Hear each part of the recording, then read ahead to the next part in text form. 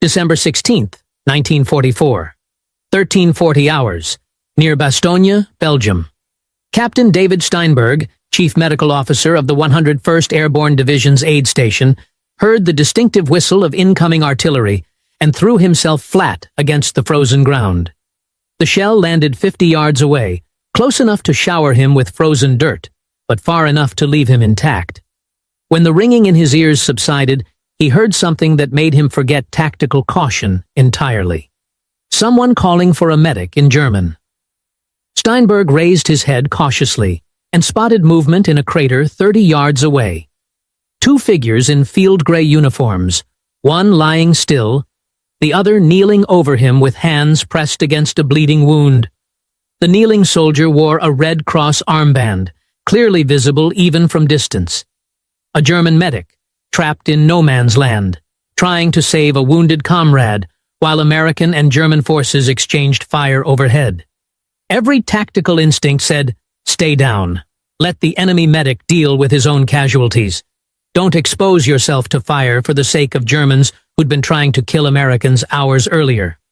But Steinberg was a doctor before he was a soldier, and the Hippocratic oath he'd sworn didn't include nationality clauses.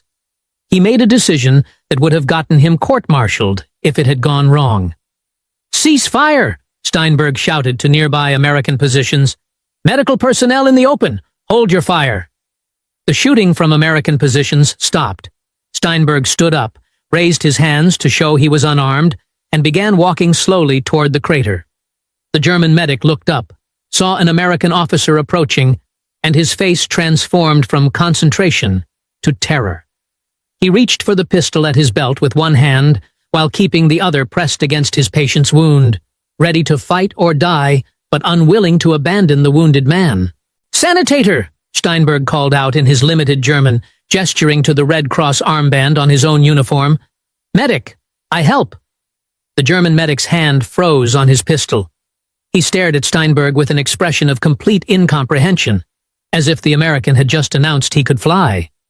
When Steinberg reached the crater and knelt beside the wounded German soldier, whose femoral artery was pumping blood through the medic's inadequate field dressing, the German medic began speaking rapidly in German, words tumbling over each other in shock and confusion. Steinberg didn't need translation to understand the message. This German medic couldn't believe an American doctor was voluntarily helping save a German soldier's life. "Pressure here," Steinberg said, positioning the German medic's hands correctly on the wound. "Keep pressure. I'll get supplies." He crawled back to American lines, retrieved his medical kit, and returned to the crater where the German medic was still maintaining pressure exactly as Steinberg had positioned him, staring at the American with wide eyes. Together, without sharing more than a dozen words of common language, they clamped the artery, sutured the wound, and stabilized the patient well enough for evacuation. When they finished, both medics sat back against the crater wall, blood-covered and exhausted. The German medic pulled off his helmet, revealing a face that looked barely old enough to shave. He extended a trembling hand toward Steinberg and spoke the only English phrase he seemed to know. "Thank you." Steinberg shook the hand, recognizing in the young German's face the same exhaustion, stress, and commitment to saving lives that he saw in every medical officer's mirror.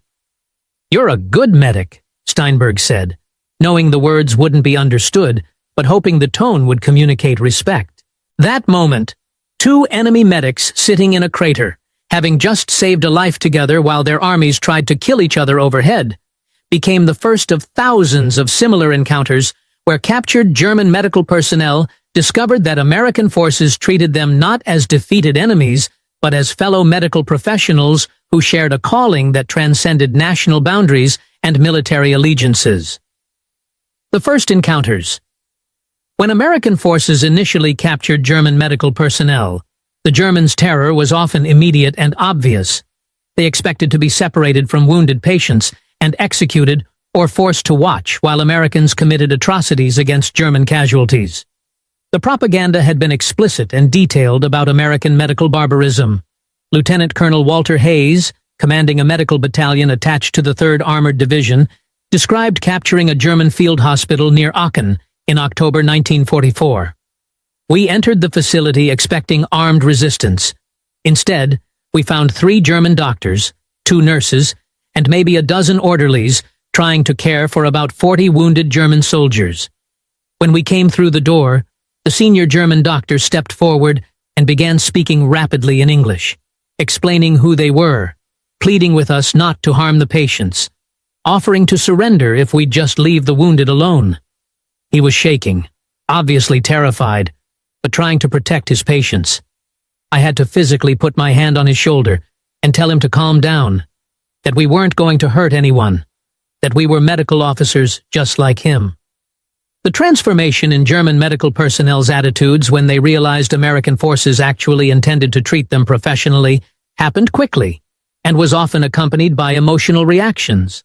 The relief of not being executed combined with shock at being treated with respect produced responses ranging from quiet tears to complete psychological breakdowns. The immediate tactical priority was usually securing the German medical personnel and their facilities without disrupting ongoing medical care. American commanders quickly learned that allowing German doctors and medics to continue treating German wounded while under American supervision was more effective than trying to replace them with American medical staff who were already overburdened. The Medical Brotherhood. By late 1944, as American forces advanced through France and into Germany, they were capturing increasing numbers of German medical personnel, doctors, surgeons, nurses, medics, and support staff who'd been providing medical care to Wehrmacht forces throughout the European theater. The captures happened in various ways. Medical units overrun during rapid advances, hospitals in captured towns, individual medics found treating wounded in the field. The captured German medical personnel had been conditioned by years of Nazi propaganda to expect barbaric treatment from American forces. They'd been told Americans were culturally inferior, that democratic societies produced soldiers without honor, that capture meant torture, humiliation, and likely death. For medical personnel specifically, propaganda had emphasized that Americans would execute doctors who'd treated German soldiers or use them for forced labor in degrading conditions. The reality they encountered contradicted every expectation. American military medical doctrine, shaped by Geneva Convention provisions and professional medical ethics, treated captured medical personnel as colleagues who happened to be on the wrong side rather than as enemies who deserved punishment. The approach wasn't just humanitarian, it was practical, as American medical services were often overwhelmed by casualties and could use skilled assistance regardless of its nationality. The professional recognition. What shocked captured German medical personnel most profoundly wasn't just humane treatment. It was being treated as professional colleagues rather than as defeated enemies or war criminals. American medical officers addressed German doctors by rank and title, consulted with them about patient care, asked their professional opinions, and generally conducted themselves as fellow medical professionals collaborating on shared problems. This professional respect was particularly meaningful because it contradicted both Nazi propaganda about American barbarism and German military culture that emphasized rigid hierarchy and formal protocols.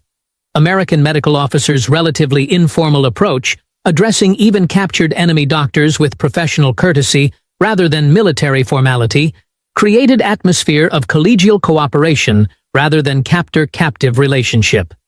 Dr. Wilhelm Hartmann, a German surgeon captured near Metz in November 1944, described his shock at American professional treatment in testimony given years later.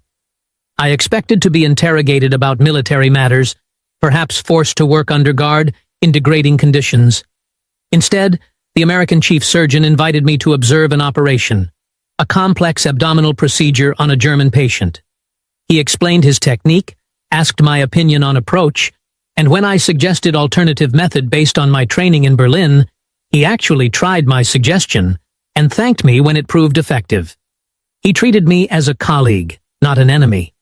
I couldn't reconcile this with everything I'd been taught about American doctors being incompetent products of inferior medical education. The professional interactions often revealed that American and German medical personnel had more in common with each other than with their respective military commands. They shared frustrations about inadequate supplies, concerns about patient outcomes, gallows humor about impossible situations, and the psychological burden of trying to save lives while their armies were ending them. The shared professional culture created immediate bond that transcended national enmity. The collaborative work. As American medical facilities became overwhelmed by casualties from intense fighting in late 1944 and early 1945, pragmatic necessity drove increased utilization of captured German medical personnel. The Germans had skills, training, and experience that American forces desperately needed. Using them made operational sense, even beyond humanitarian considerations. The collaboration took various forms depending on facilities and circumstances. In some field hospitals, captured German doctors worked alongside American physicians, treating both American and German wounded. In POW camps, German medical personnel staffed infirmaries caring for German prisoners under American medical supervision. In rear area facilities, German medical specialists provided expert consultations on complex cases. The working conditions improved rapidly, as American medical officers recognized the quality of German medical training and competence of captured personnel. Initial suspicion and caution gave way to genuine professional collaboration. German doctors participated in surgical teams. German nurses provided patient care. German medics assisted with everything from triage to evacuation. Major James Morrison, a surgical officer who worked extensively with captured German medical personnel, documented the evolution. Initially, we treated them as prisoners who happened to have medical skills we could exploit. Within weeks, we were treating them as colleagues. The good ones, and most were very good, proved themselves through professional competence. They'd suggest techniques we hadn't considered. They'd work 30-hour shifts without complaint. They'd provide patient care that met or exceeded our own standards. You couldn't maintain prisoner-captor mentality when you were working side by side saving lives. The collaboration extended to medical education and technique sharing. American doctors had access to newer antibiotics, better surgical instruments, and more abundant supplies. German doctors often had more extensive surgical experience from years of war and different training approaches that complemented American methods. The exchange of knowledge and techniques benefited both sides and ultimately improved patient care. The ethical complexity. The use of captured German medical personnel created ethical complications that troubled both American and German participants. The Geneva Convention provisions about medical neutrality were clear in principle, but ambiguous in application when captured medical personnel were working in facilities treating both American and German patients. For German doctors and medics, providing care to American soldiers while their own countrymen were still fighting created profound moral conflict. They'd taken oaths to serve German military, but they'd also taken Hippocratic oaths that obligated them to treat all patients regardless of allegiance. Working under American supervision to save American lives felt like collaboration or even treason to some, while others rationalized it as maintaining medical ethics under impossible circumstances. Dr. Heinrich Müller, a German physician captured in January 1945, described his internal conflict. I was caring for American soldiers whose wounds had been inflicted by German forces, perhaps by units I'd served with, perhaps by men I'd trained. Every American life I saved might mean more German deaths later. But I was a doctor. The man on my operating table wasn't an enemy. He was a patient who needed my skills. I had to separate my identity as German patriot from my identity as physician, or I couldn't function. The Americans somehow understood this conflict and didn't force me to resolve it. They just let me do the medical work. For American medical officers, the ethical questions centered on how much autonomy to give captured enemy medical personnel, whether to allow them to care for American patients, and how to balance security concerns against medical necessity. Most resolved the dilemma by prioritizing patient care above security protocols, trusting that medical professionals would honor their ethical obligations regardless of nationality. The material superiority. Captured German medical personnel were consistently shocked by the abundance and quality of American medical supplies compared to what they'd been working with in German service. The contrast illustrated broader economic and industrial disparities between the combatants in ways that pure military comparison couldn't capture. The material differences were stark and immediately obvious. Penicillin availability. American forces had abundant supplies. German forces had virtually none plasma for transfusions. American medical units carried standard plasma supplies. German units often had none. Morphine. Americans had sufficient quantities for generous pain management. Germans rationed strictly surgical instruments. American equipment was modern and plentiful. German equipment often outdated or improvised bandages and dressings. American supplies were abundant. German forces often used paper bandages, ambulances, and evacuation. Americans had dedicated medical vehicles. Germans increasingly relied on whatever transport was available. Dr. Friedrich Weber, captured with an entire German field hospital in March 1945, documented his astonishment at American medical resources. In one American field hospital, I saw more penicillin than entire German armies had available. They used it routinely for infections that we'd watched kill patients because we had no effective treatment. They had whole blood for transfusions while we were still using plasma substitutes that barely worked. Their surgical facilities had equipment I'd only seen in major Berlin hospitals before the war. The material abundance was staggering. They could afford to provide optimal care for every patient while we'd been rationing and improvising for years. The material superiority extended beyond medical supplies to logistical organization. American medical evacuation systems moved wounded every day. Working with them destroyed another piece of what I'd been taught. By the time I was repatriated, I understood that my education had been corrupted by ideology, and that real medicine had no nationality, only competence and ethics. The closing memory. On May 8, 1965, 20 years after the war's end, the American Medical Association hosted a reunion of military physicians who'd served in the European theater. Among the attendees was Dr. Wilhelm Hartmann, the German surgeon who'd been captured near Metz in 1944 and worked alongside American doctors for the war's final months. Hartmann was approached by Dr. David Steinberg, who'd retired as full colonel after the war and established successful surgical practice in Philadelphia. The two men hadn't seen each other since 1945, but recognized each other immediately. They embraced while other physicians watched in silence. "You taught me more about surgery than any professor," Steinberg said.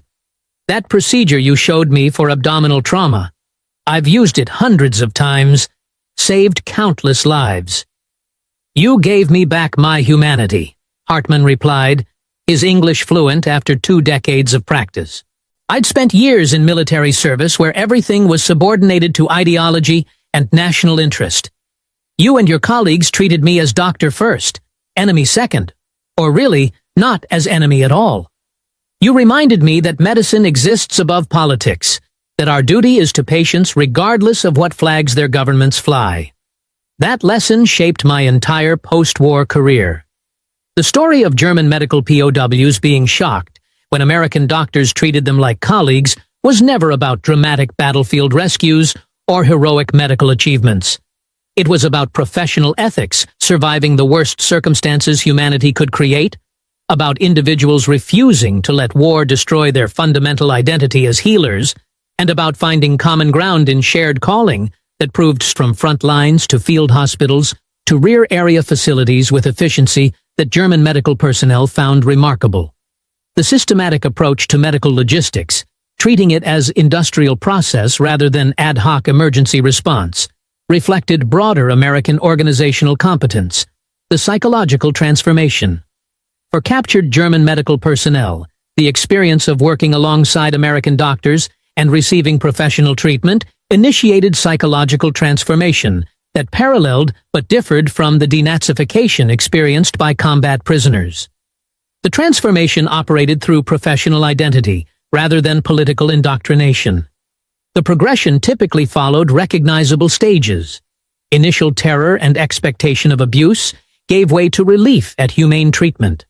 Relief transformed into surprise at professional respect. Surprise evolved into gratitude for being allowed to continue medical work. Gratitude deepened into genuine professional collaboration. For many, The collaboration ultimately prompted questioning of Nazi ideology that had predicted barbaric American behavior. The transformation was particularly profound for younger German medical personnel, who'd been trained entirely under Nazi regime and had no adult memories of pre-Nazi medical culture. They'd been taught that Nazi ideology represented scientific advancement, and that democratic societies like America were decadent and inferior. Working with American doctors who demonstrated superior resources, techniques, and ethical standards challenged every assumption about Nazi superiority. 24-year-old Dr. Klaus Richter, who'd graduated from medical school in 1943 and served as combat surgeon until capture in February 1945, described his psychological journey. My entire medical education had been infused with Nazi ideology. Theories about racial differences in medical treatment, claims about German medical superiority, contempt for American and British medicine as products of inferior cultures. Within 2 weeks of capture, I watched American surgeons performing procedures I'd been taught were impossible, using drugs I'd been told didn't exist or didn't work, achieving survival rates we'd never approached. Stronger than national hatred. The German doctors and medics who expected execution and received professional respect, who feared humiliation and found collaboration, who anticipated contempt and experienced collegiality, they carried those experiences throughout their lives and careers.